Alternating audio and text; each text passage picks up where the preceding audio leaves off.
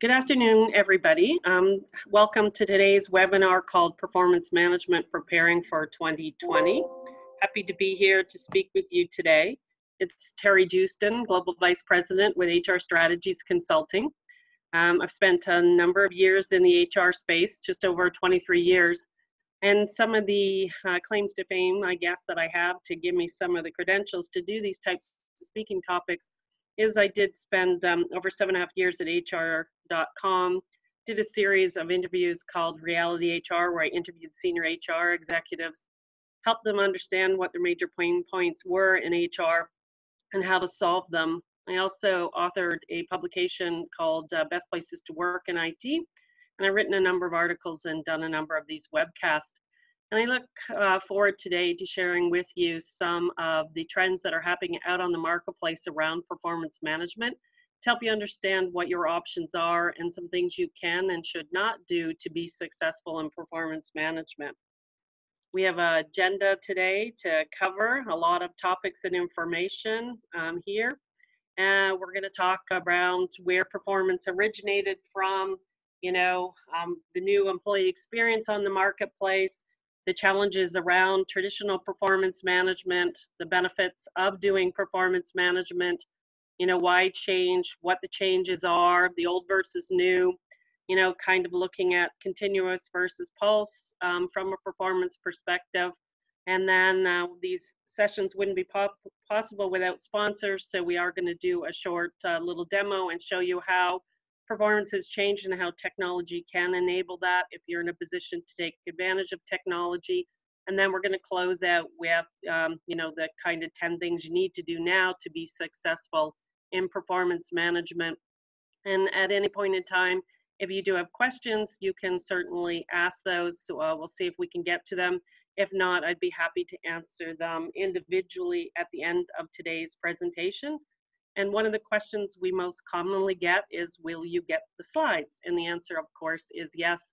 We'll be making sure we'll be following up with a email with those slides, as well as a link to the archived presentation for you. So let's jump right in. Let's talk about performance today. So as we are talking about, we wanted to start back at the basics. So, why did we ever really do performance management? And from the HR side, on the left-hand side, it was really about helping us make better workforce decisions, helping us know who our top performers were, helping us understand what skills and competencies were required of those performers so that we could hire the right people for those particular roles. And then from the business side is what we were really trying to do is to be able to improve employee performance by doing ongoing and simple assessments to align them to the overall goals of the organization and to get them performing at higher levels inside of those organizations. And now what we're kind of seeing is a transformation out on the marketplace. We're again looking at the total workforce experience, and we're going to talk about experience management coming up. But really it's about connecting your people to your company's purpose. All of your employees, all experiences at every location in every country that you operate in. What I've been finding and what's trending on the marketplace is that the traditional HCM is now being called HXM for employee experience. And what is happening is that companies that want to be most successful in the marketplace are starting to realize and understand that in order to deliver amazing products and customer experiences, we have to really provide the same type of experience for our employees. And if we have happier, more engaged, and more positive experience for our employees, it will drive those customer experiences for us inside the organization. This was a slide that I took that I found on the marketplace. It really helps us talk about looking at all the things that we need to do that impact the experience and the areas we can experience, experience for our employees and even our new candidates, and how we have to make sure each and every one of these is optimal inside the organization. Let's kind of define employee experience. So this quote is pretty simple. Employee experience is the quality of the experiences we provide for our people, and then, of course, end customers, that will determine the success or failure of organizations. In the past, in HR, we were really focused on a culture only. And there's been a shift when we talk about experience, and maybe some of you still relate culture to overall experience. And that's not a bad thing as long as you expand, what typical culture means. So above and beyond having a nice place to work and being, one of the best places to work, inside the organization, it's also about giving our employees from every touch point from them the most ultimate experience. And that includes from both a technology and a physical environment component. So technology, from an HR perspective, technology to manage their jobs better, keeping them kind of leading edge, making them know that they have the tools available to them to enable them to succeed inside the organization. And then from a physical environment, whether that's inside your office or their ability to telecommute, it's about making sure that everything, again, is all about them. Comfortable chairs, proper computers, desks, screens, anything they need to make sure that every minute that they're spending at the office is comfortable and productive for them. So we're seeing now a huge focus and a shift on this type of employee experience. And we're going to talk about how this relates to performance management and tie it back in as we get further through today's presentation. So let's talk more specifically around performance management and what the trends are and how we can tie this back to the experience. So as we talked about a little bit around experience, is the way we work has changed. So both physically, being at the office, not at the office, telecommuting, how we collaborate and use collaboration platforms, things like Slack and Gem and Yammer are out there in the marketplace to really change how we're communicating and work together. There's been a lot of disruption there. Also, from a performance perspective, it's no longer solely about the employee. It's about the employee and their teams, their departments, their divisions, and the overall organization. So performance shouldn't just be about the impact to the employee itself. Performance management should be viewed at the experience of the employee and the impact they have across the overall organization. There's also a shift happening around just measuring skills and competencies to also include behaviors and ethics, because as we're trying to build those cultures and an overall experience inside of our organization, we have to make sure that we're living by missions and values that are important to the people that work with us. And we want to make sure that we're hiring those people and instilling in them those types of values and missions and creating an environment of trust. Trust is something that's becoming more and more important for employees, is to know that they can trust their employers and their managers, to care about them, to care about their customers, to care about other employees. These are all changes we're seeing that are impacting how we're going to have to manage employees in today's world. More importantly, and especially with the number of millennials entering the organization and the workforce, the statistics are still saying they're going to be 75% of the workforce by 2025, is they want to work like they play. So going back to that employee experience slide, if play is all about mobile phones and gaming and doing those types of things, those are types of elements of technology that we need to bring into our organization to enable them to have an equally fun and entertaining experience at work while still driving results as they do outside of work. Also, it's no more about, your typical managing capabilities. It's a lot more now around collaboration and two-way communication versus one-way communication. Nobody wants to just hear from their managers. They want to hear from their peers. They want to hear from their customers, their partners, whoever it is they engage with, whoever their customer is. They want to understand how those people feel about them, not just necessarily their managers. They want to also be able to ask for feedback and get feedback. And that leads to the point next, which is around communication being both vertical and horizontal, and that desired need for feedback. We're going to show another slide around feedback coming up.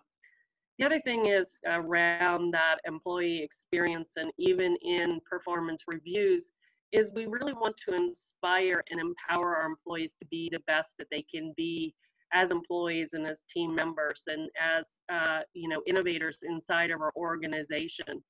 We don't want to have them sit back and wait for HR or managers to take action on their behalf or for their benefit. We want enablement in systems and processes to allow them to be able to be inspired and empowered to make changes, ask for feedback, and feel more connected inside the organizations. And that type of feedback leads us to continuous feedback, and the last point around pulse surveys. So these are two very trending ways that we're changing how we're doing performance management to include these elements. As well, of course, coaching, because too often in the past, performance reviews are around rear view mirror tactics, which we'll also talk about coming up, but it's more around how do we give them continual coaching to improve on areas they want to focus on for either their present or future job roles that they might want to hold inside of our organization. And again, giving them access to this quickly and easily on their mobiles, because as we know, this is where they live and breathe these days. So from a performance management perspective, we think the answer is simple. Success is simply human, and, understanding and engaging people at that human element, should be the core basis for how we're successful in performance management. And if we're really good at performance management, there's this statistic here from Gallup that says, here's some of the results that we can obtain. And I'm sure this is, why you're on this session today, is to find out, what I can do differently and better to impact results. And look at these fantastic results. So we can lower employee turnover by as much as 40%.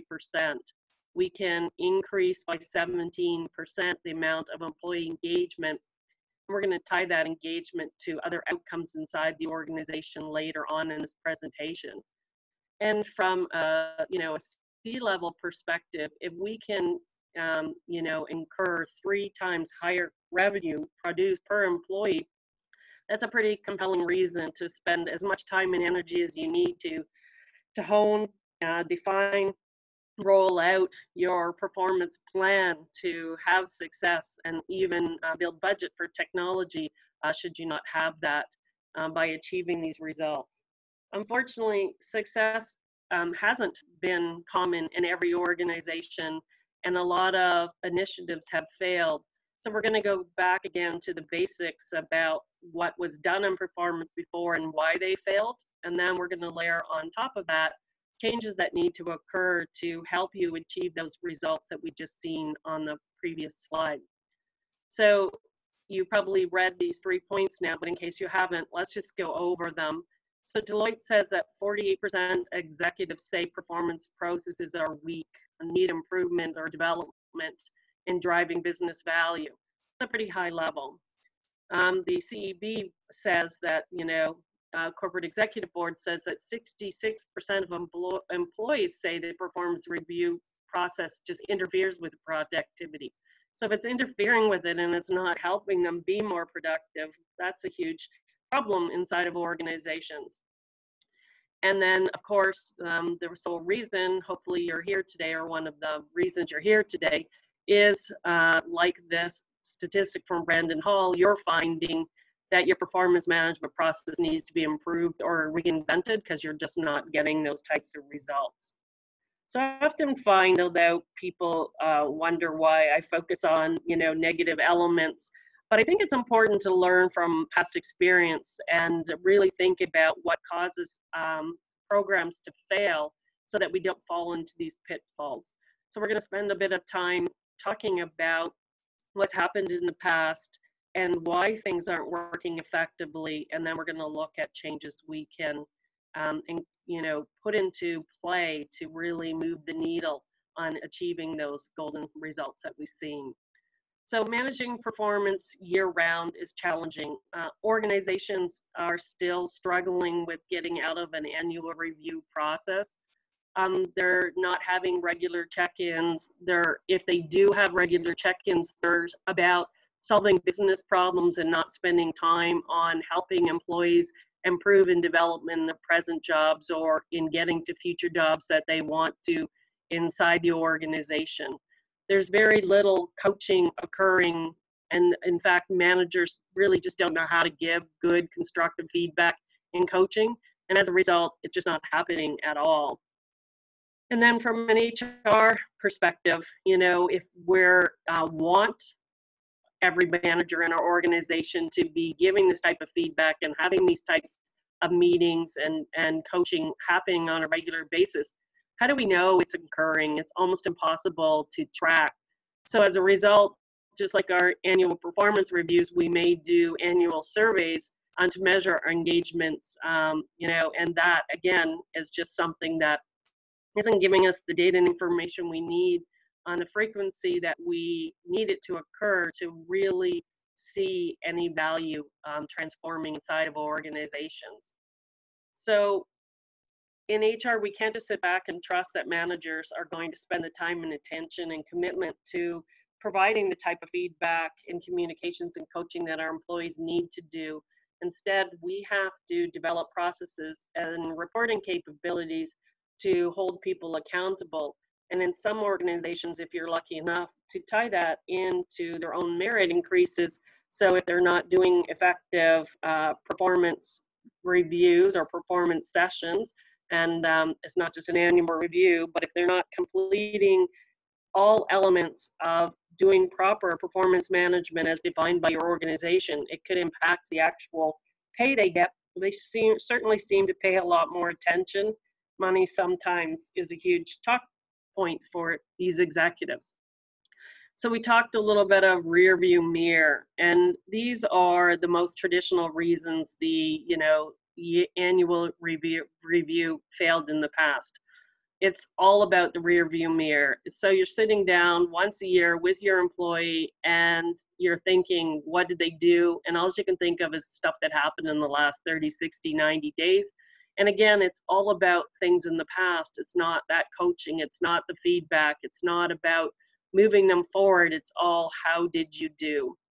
The other problem we have is that a lot of these reviews that are done annually are developed in a one-size-fits-all because it's just too hard to create unique performance reviews and track them and compare them if we're not just evaluating everybody on the same elements inside of it. So instead, we take 5, 10 competencies that we want to rate everybody on, and that's what we do from a review perspective. And again, there's just no buy-in from employees that works. The other thing is that we're being reactive. Discussions aren't happening in a timely manner. We're addressing concerns way after they should have been addressed in the organization. And it's probably too late to make an impact, that could have happened if we would have had more regular cadence meetings, weekly, even monthly, to determine what was lacking, what things should have been addressed for employee to help them perform better. If we wait to the end of the year, we've just missed all that opportunity to make a difference and impact not only the employee, but the business by making it a rear view process. So when we look individually at this, and we touched on a lot of these lightly, but let's dive in a little bit deeper.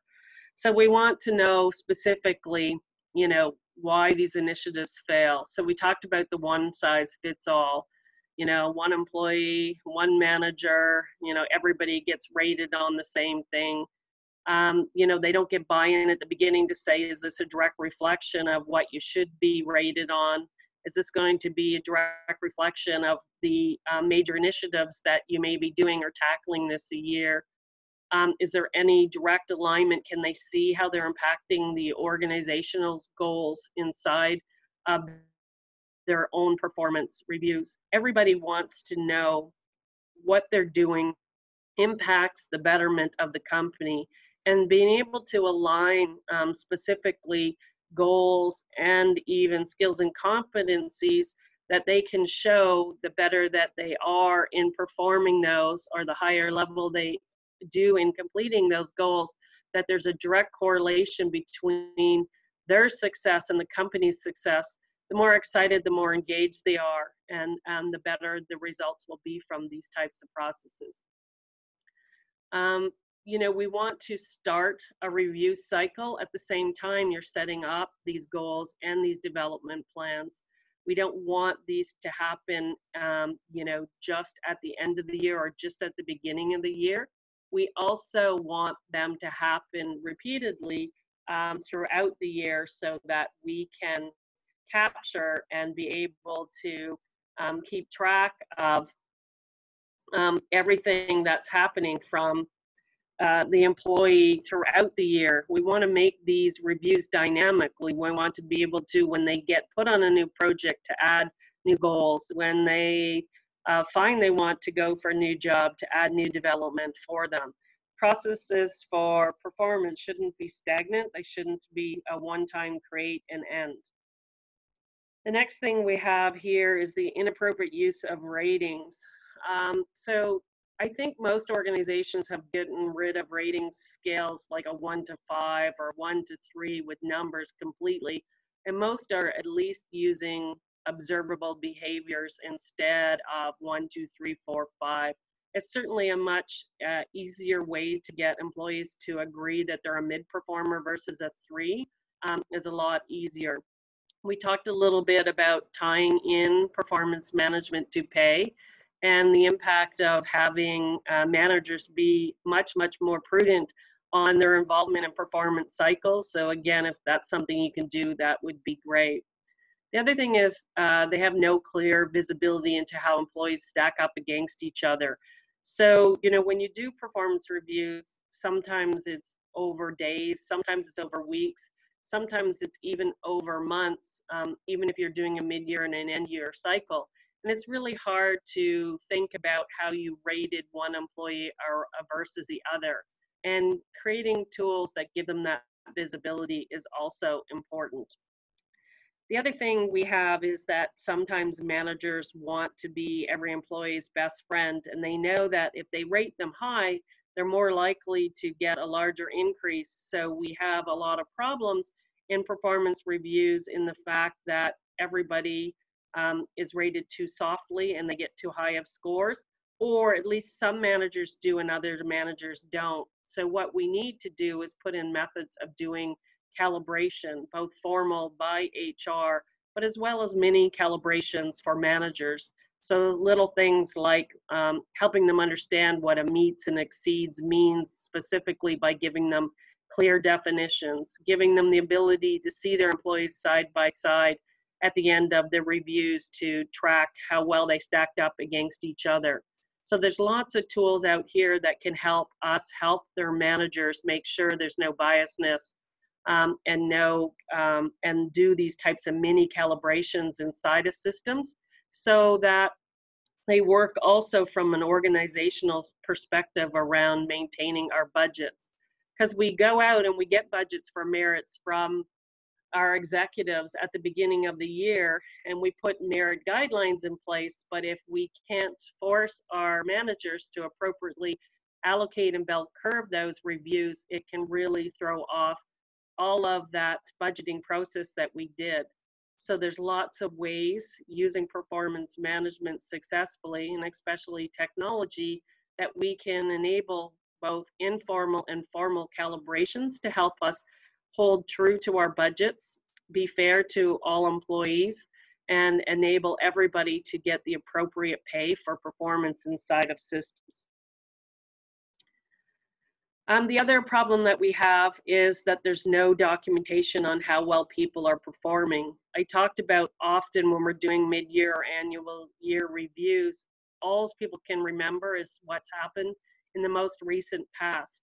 So what we're really seeing again, of course, is that trend to wanting real-time feedback at regular intervals. And that's obviously one of the big changes that we're going to talk about coming up around performance management. The other area around any project that we do in HR, I'm sure that you've all experienced this, anybody that's tried to roll out or initiate any project throughout HR, is if you don't have executive buy-in and manager buy-in, your results will always be lacking. You'll never achieve the true value of anything that you put in play. You could have the best overall process, the best overall capability of driving the results you want to, but if you don't have that buy-in at these two levels, you have a higher propensity for your projects to fail. We need them executives to not only be the leaders in, you know, waving the flag and saying that they're going to do this and they're going to be involved in these initiatives, but we need them, as I said, not just to wave the flag, but actually walk the talk and be the first users of these types of solutions and help us make it mandatory across the organizations. We need those managers to see how it's going to help them be better managers inside the organization as well. If they don't see what's in it for them, we're surely not going to get them to use the systems because they're going to think it's just going to take away more time from being successful in their day jobs, when in fact using technology like performance management is going to drive better business outcomes. There's almost nothing they could do in an hour's time, you know, in their day jobs that will provide better results than spending an hour having a great meeting around their employees, you know, what they need to succeed, what problems they're experiencing, what technology they may want to have, giving them a little coaching. There's nothing that's going to achieve better results for the business than that hour spent with their employees. We need to see and encourage them that this is the truth, and to help them through return on investment analysis and reporting to actually show them that the results are there once we implement this type of process inside of our organization. So again, I always like to use statistics that I found regularly out on the marketplace, because I could talk to you ad nauseum about how successful these projects are. But there's bigger and brighter people out there than me who have used really great surveying technology and interviewed, you know, literally tens of thousands of people to produce results. And Gallup is one of those. We used one of their statistics already, but, you know, and this is actually a repeat of it, but just in a different format. So these employees are 3 times as likely to be engaged as employees whose managers do not hold regular meetings. So actually it's slightly different. Last time we said they're going to produce 3 times more. Now what we're telling you is that they're 3 times more likely to be engaged employees by doing those regular meetings. The next one that we have here is that research has shown employees who identified themselves as happy in their positions are productive 80% of the time at work, where in reverse, employees who are unhappy are only productive 40% of the time. So when you got to think about being productive and a delta of 40%, that's a huge variance. And it's very simple and easy to move closer to the 80% by increasing the amount of communication between our employees and managers. So as I said, this is a lot about the old way. So let's look at the new way and think about how to prepare for this type of change inside of our organization. So when we talk about what has changed, it's, you know, as I said, it's not just about the millennials. All of us want feedback. You know, so they're constantly on Instagram and Snapchat, moved away obviously from Facebook, those millennials have, but they want that instant gratification. They want to know that people are seeing what they're doing and that they appreciate what they're doing, and they think that everything is great. You know, even us older people out on the marketplace, we like feedback. I remember in the old days when you used to drive, and I used to drive one of these vans, is there was really no feedback other than, you know, your gas is empty and fill your windshield washer fluid. But now with new vehicles and cars, you know, we constantly can see everything from, you know, what parts of our car need service to who's in our blind spot to basically, it's the gamut. So they've helped us reduce the amount of accidents we've had. So this is an example of just what technology can do to make changes that are to the betterment of people and a better experience. And we can do the same things inside of our organization by changing the technology that we bring to the table to conduct these types of reviews, or even just the processes that we put in place around these reviews. So let's look at the old rules versus the new rules. So in the old days, performance appraisal and goal setting was conducted once a year. The new rules, of course, are doing these type of check-ins or pulse surveys or connections on much more frequently basis. In fact, inside the system today, when I was looking to prepare for the demo today, I noticed that they could set notifications that say, if employees don't meet with their managers every X amount of days, to send them notifications and triggers. And I was surprised that the default was 7 days. So that's how commonly now organizations are striving to make these types of meetings happen. The next one is feedback collected by manager at the end of the year. Well, as we said, that's too rearview mirror like. So now we're asking and requesting feedback on a much more regular basis. And it's not just feedback from our manager and our peers. It could be feedback from anybody inside or outside the organization. Goals are kept confidential with a focus on individual achievement. Well, now most goals are public. They're cascaded. They're tightly aligned to their managers and corporate goals. And they're often visible to other people inside the organization as we move to more a type of collaborative environment and team environment. In the past, employees were evaluated specifically by their managers. Now, managers are also evaluated by our employees, and of course, we can take this further, and who we can ask to have evaluate both employees and managers has really increased in its magnitude, and we can get a lot more feedback and information around both employees and managers. Also, employees were force ranked on a quantitative scale, and now employees are rated on a quantitative scale, and rankings are considered, not forced. So we're not always doing still that bell curving and forcing that type of metrics, but they can still see how they can compare. We're getting rid of that those specific 1, 2, 3, 4, 5s, and again, making it more about behaviors like our exceeds, meets, outstanding. So words that are more acceptable than numbers.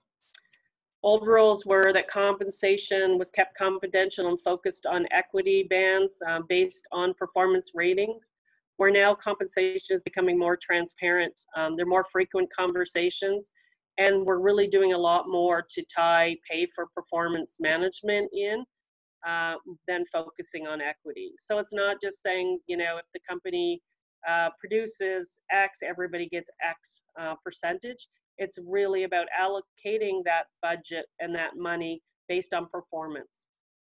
Managers are focused on evaluating performance, where now instead of just how did you do, it's more on coaching and developing than actual what did you do. One leader evaluates each individual in a qualitative opinion-based process. Well, now, as we said, we're just opening it up to a lot more contribution out in the marketplace, so that evaluation draws more heavily from a group of people than it does from an individual. Also, one of the reasons you're probably here is there's a lot of talk about our performance management. Is it dead?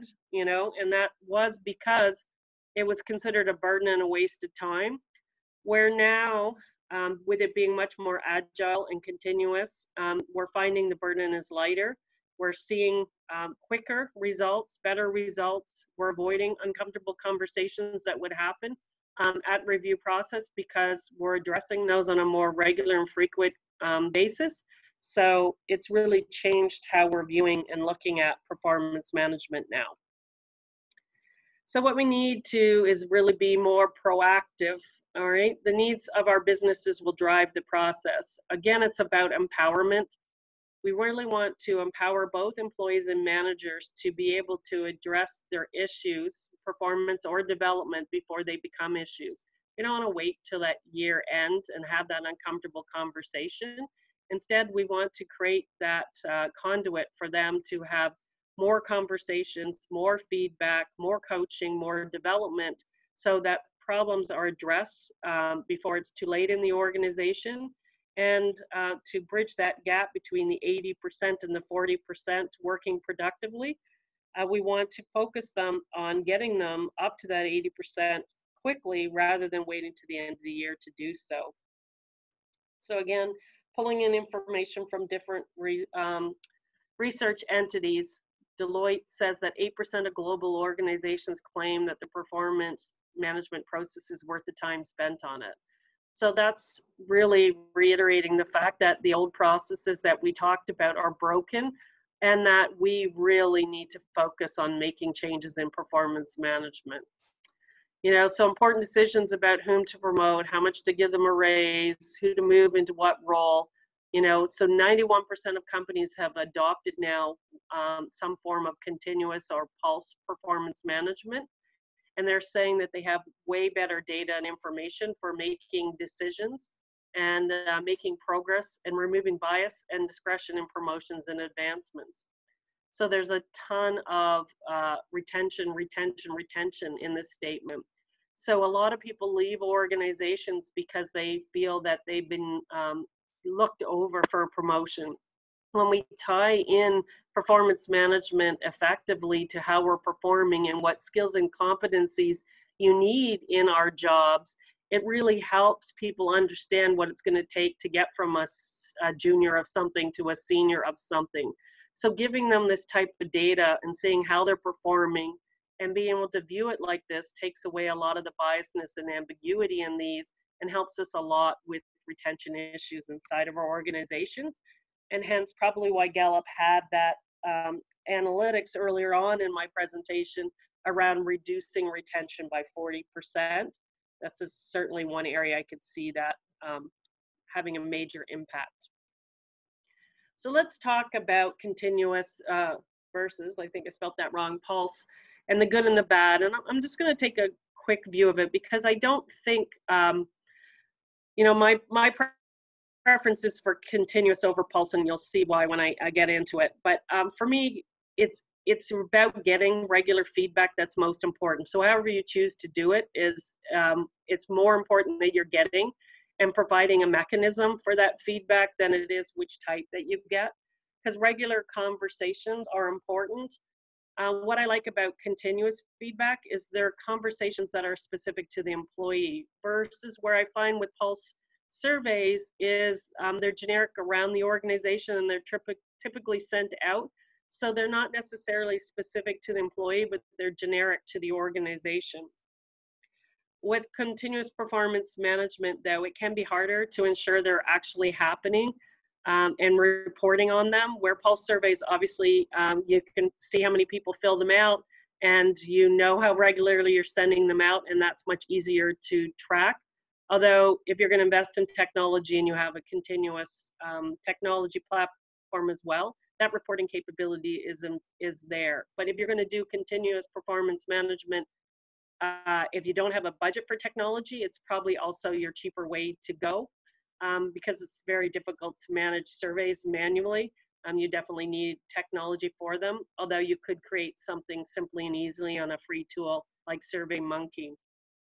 When it comes to pulse surveys, you know, what I like about pulse surveys is if we're asking our employees the same things repeatedly, you know, some organizations, believe it or not, are every week. You know, most are, you know, monthly or quarterly. What it does is it reinforces the things that we think as an organization are important to be rated on, so that hopefully as people are performing their day jobs, they're thinking about the impact of their day jobs around the things that we're constantly asking them how they're doing on. So I think that's a real benefit of the pulse surveys. The other thing about pulse surveys that I always worry about is, you know, I've always been taught and told, and I've seen this in HR a lot, is if you're not going to take action, don't ask questions. right? So there's nothing worse than going out there and asking for a ton of feedback from the organization and then doing nothing about the feedback you get. And of course, you're going to get such a varied amount of feedback. It's hard to please everybody. So you're going to pick and choose what you're going to address. And some people ultimately are going to feel left out of that because pulse surveys don't allow it to be personal like continuous performance management does. So this is why this last quote here on this page is 60% of US employees reporting having a way to provide feedback about their own employee experience, but only 30% of US employees said their feedback is acted upon by their employer. So you basically get 30% of the people that had those surveys feel they weren't listened to, which is a bit of a problem for me with surveys. So let's talk more about continuous performance management and the types of things that we want to have occur and happen. So we want to be able to track and update managers on activities and achievements.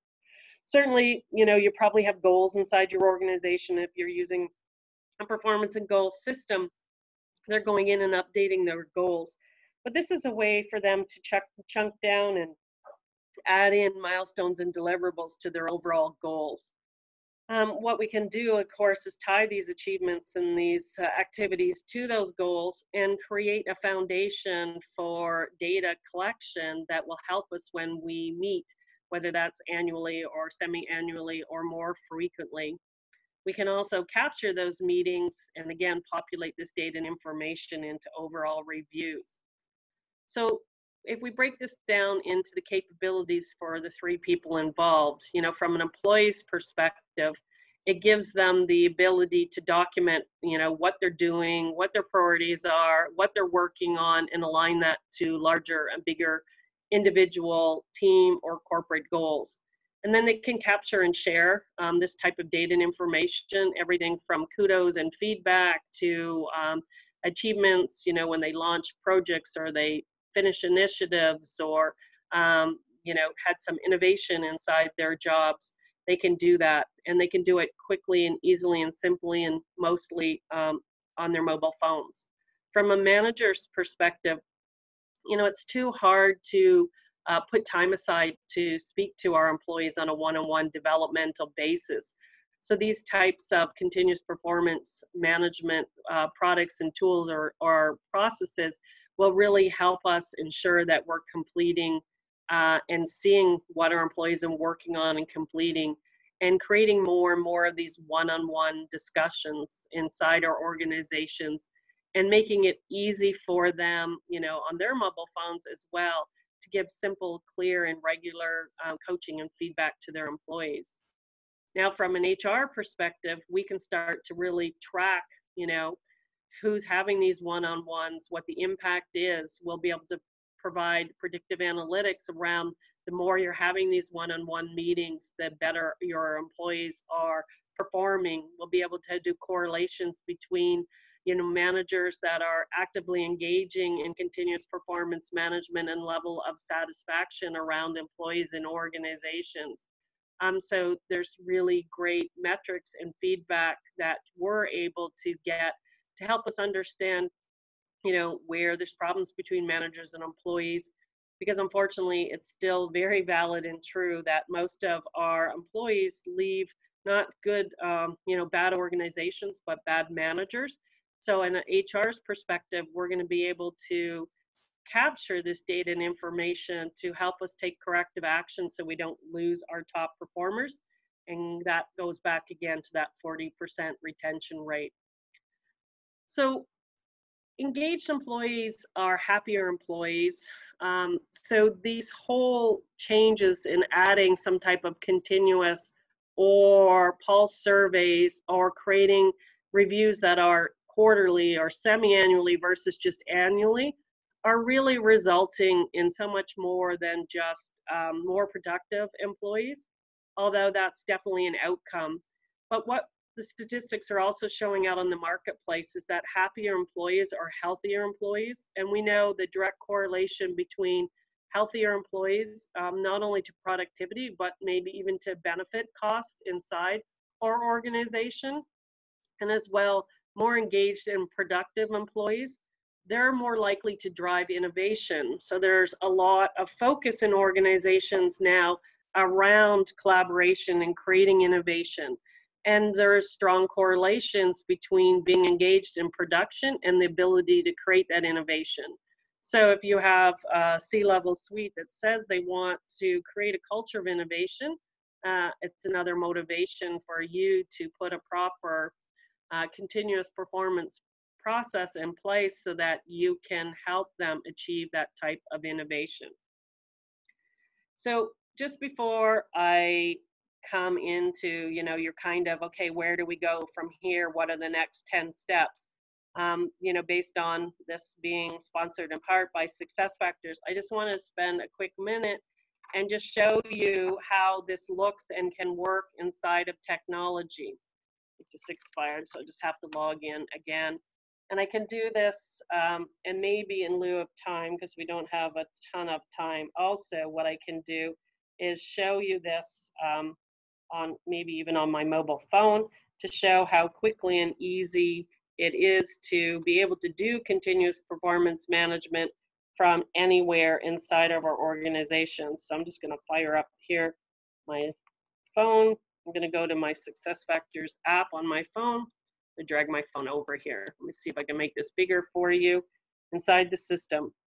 So what we want to do as my phone's loading here is enable our employees to be able to quickly and easy come in here and, I'm using my mouse and I need to use my hand on my phone, and look at my activities. So I can come in here and see activities that I've done and things that I've accomplished in here. I can go in here and look at topics that I want to talk to my boss about, and I can come in and just add any type of topic that I want to inside the system to be able to allow them to be able to know what I want to talk about here. I can come in and I can track whenever we've had these actual meetings and when they were recorded and what the details were around these meetings. So this is all data and information that will feed our quarterly, semi-annual, or even our annual reviews. We can see when we had conversation and talked about that specifically here inside the system.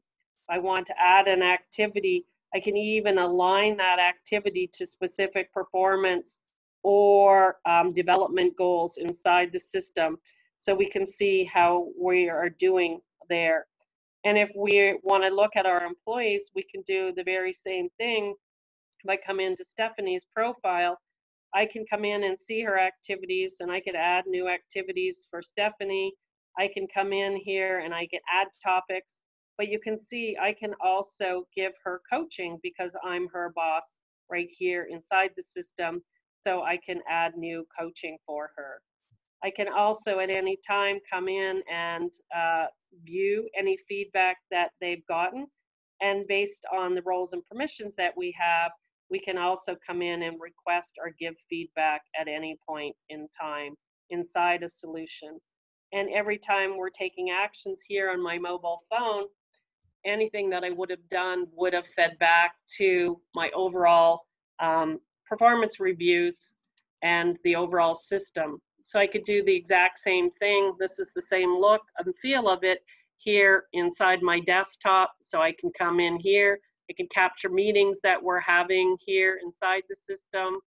You can see I can add specific topics that I want to talk to my boss about, and I can capture those meetings. And then again, if I go into any of my employees, I can see their activities, I can see their achievements, I can see what goals they're tied to, and I can come in and request feedback and view feedback requests and give feedback here inside the system.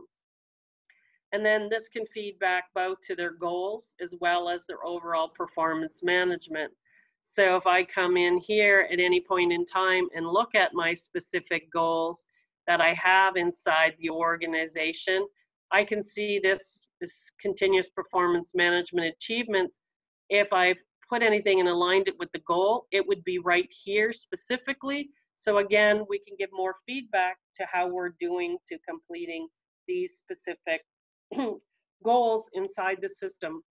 And then when we get into our actually performance reviews inside the system, and this one is set up with a mid-year review, but you could, if you wanted to be basic and have your traditional end-of-year review, you could definitely do that inside the system.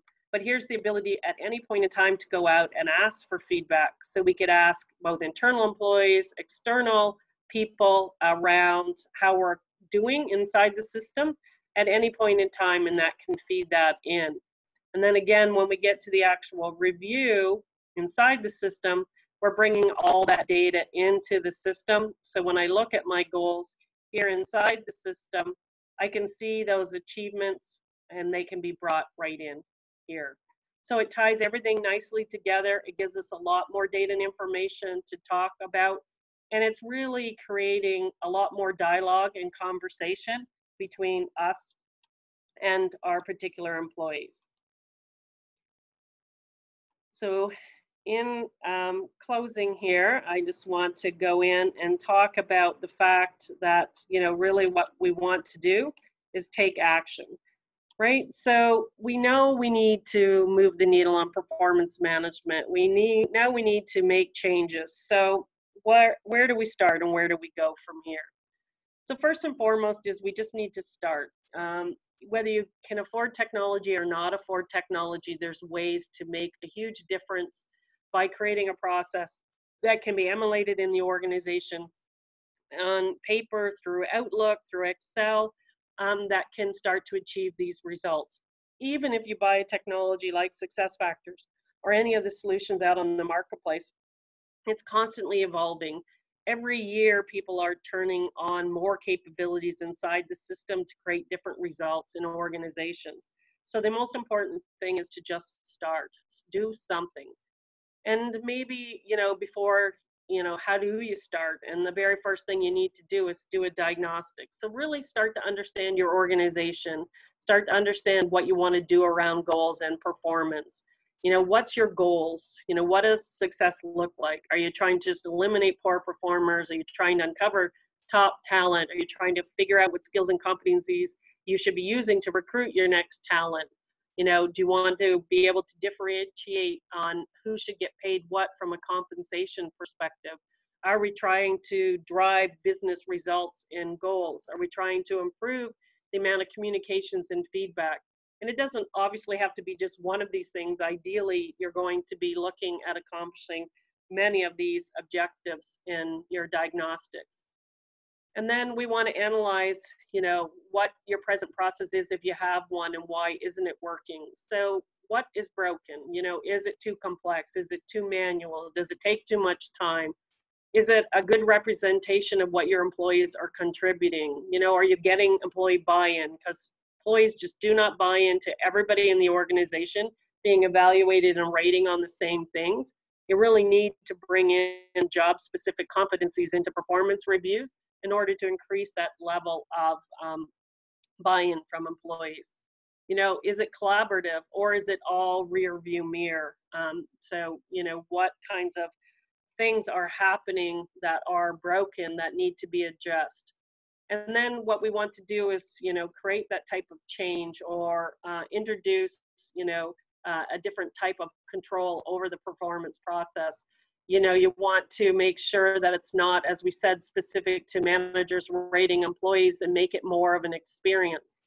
And a positive experience, not a dreaded performance review, uncomfortable conversation type of scenario. So again, we're going to empower and inspire both your employees and your managers to encourage and engage in regular communications. We want to instill a culture of coaching inside our organizations, where people are constantly getting attention and feedback they need to be successful in their present jobs or develop to jobs that they want to have inside the organization. Additionally, you may need to invest in hosting internally or externally sessions. If you're too close to it, you can't get cut through this. There's certainly a lot of consulting firms out there. HR Strategies does have a human capital consulting entity as well. and they can help you walk through these exercises with all your stakeholders, from your executives to your managers to HR to your employees, to get buy-in and consensus of what will work for your organization. Next is, solutions obviously only work if everybody buys in. It goes back to that slide I talked about, where you have to get executive alignment. Everybody has to see what's in it for me, or I call it with him. You have to make sure it's a win-win-win-win scenario. So, employees have to win, managers have to win, executives have to win, everybody that's on a team wins, and of course, it drives overall business outcomes and results. But most importantly, we need to define what success is and what it looks like, and we need to continually work and evolve what that success looks like in our organizations. So we may define success today and move the needle on performance management, but at the end of every performance cycle, or prior to that, optimally, so once you launch performance in January, you should immediately already be starting to think about what we need to do differently next year, so that you have the ability, the time, and the capacity to get buy-in for that process and for those changes to make those impacts next year. We want to, every single year, provide additional value, provide greater experience with those, ideally with those outcomes that Gallup talked about, that 40% reduction in turnover, 3 times more likely to produce 3 times more revenue. And then the other one in the middle was 17% higher engaged workforce. So if we have an engaged workforce and 80% of them are, if the people that are engaged are at 80% and the people aren't are at 40%, if you can move 17% of those 40% contributors to 80, that's a huge difference in your organization and the outcomes that you can provide. So that's all I wanted to cover today. I talked a lot, I talked fast. I'm hoping you saw value in the presentation today. And certainly if you have any questions at all around performance management, continuous performance management, technology, or HR consulting, please feel free to reach out to me. My contact details are here. And we did get a question again around getting access to these slides and presentations. And you'll see those in the next probably 24 hours. So thanks very much. I know you have options of how to spend your day, and I appreciate you guys taking an hour almost to spend with me.